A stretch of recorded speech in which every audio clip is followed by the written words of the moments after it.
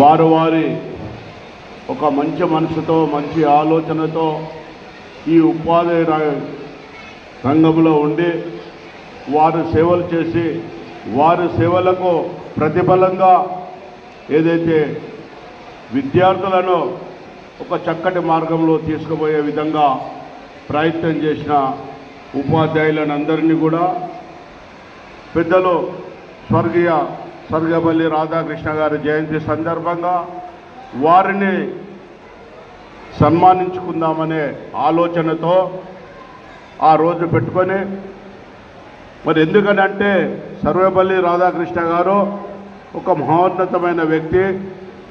అతను నిజంగా ఈనాడు ప్రతి పిల్లవాడు కానీ ప్రతి ఉపాధ్యాయులు గారు కానీ వారి జీవిత చరిత్ర తెలుసుకోవాల్సిన ఎంతైనా ఉంది. మన భారతదేశానికి ఏదైతే 2వ రాష్ట్రపతిగా, అదేవిధంగా మొదటి ఉప రాష్ట్రపతిగా ఉండి ఉపాధ్యాయుల గుండెల్లో ఉపాధ్యాయులనే అభిప్రాయము విద్యార్థి గుండెల్లో, విద్యార్థి మనసుల్లో ఉండాలనే ఒక మంచి భావనతో విద్యార్థులు మనం స్కూల్కి వచ్చిన తర్వాత వారికి తల్లిదండ్రులు జన్మనిచ్చిన వారికి తీర్చిదిద్ది వారిని ప్రయోగశాలలో ఒక నిర్మాణంగా తీర్చిదిద్దాల్సిన బాధ్యత ఉపాధ్యాయులపై ఉంది.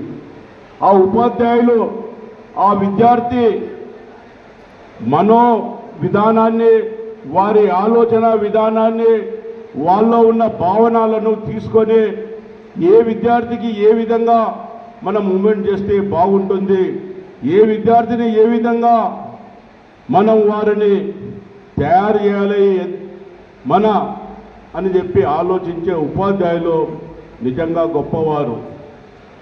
ఎందుకనంటే ఉదాహరణ మీకు చెప్తా, ఒక బంగారు ముద్ద రోడ్డు మీద ఉంటే దాన్ని ఎవ్వరు కూడా పట్టుకెళ్ళరు. ఎందుకంటే ఆ బంగారం అనే నాణ్యత ఉన్నది, ఆ బంగారం అనేది ఖరీదున్నదని వారికి తెలియదు.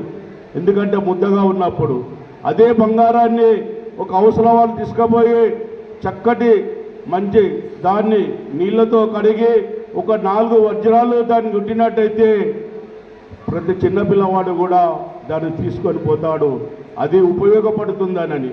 అదేవిధంగా ఉపాధ్యాయులు ఏదైతే విద్యార్థిని ఆ విధంగా చక్కగా ఒక తీర్చిదిద్ది వారి నైపుణ్యానికి తీసుకొచ్చినట్టయితే వారి జీవితంలో ఎంత ఉన్నత స్థాయికి ఎదిగినా గౌరవంగా ఏ ఉపాధ్యాయునైనా మా పంతులు, మా సారు, మా గురువు అని చెప్పుకుంటారు.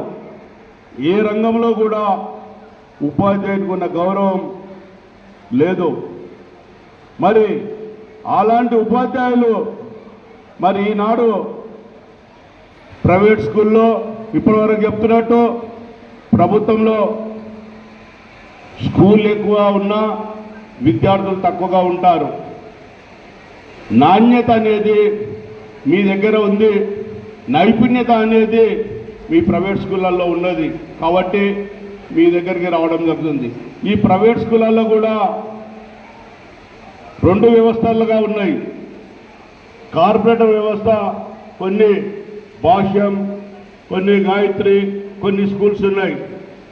వాళ్ళు విద్య కంటే వాళ్ళు అడ్వర్టైజ్మెంట్ ఎక్కువ ఉంటుంది, నైపుణ్యత ఉండదు అక్కడ.